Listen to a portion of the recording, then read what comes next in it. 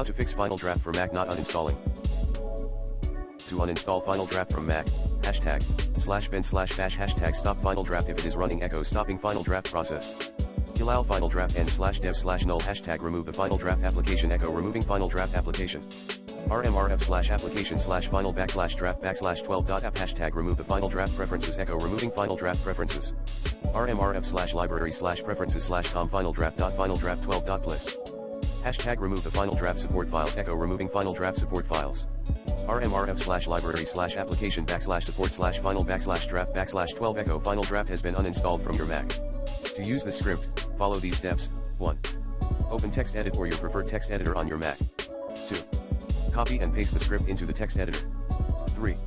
Save the script as a file with a .sh extension, e.g. uninstall_finaldraft.sh, to a location of your choice on your Mac. 4. Open Terminal on your Mac by going to Applications Utilities Terminal or by using Spotlight Search to find it. 5. Navigate to the location where you saved the script by typing the following command into Terminal: cd/path/do/script replace/path/do/script with the actual path to the folder where you saved the script. 6.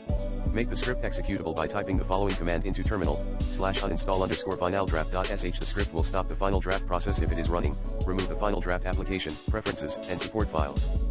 When the script finishes running, Final Draft will be completely uninstalled from your Mac. For starters, use the recommended Clean My Mac X in this video guide.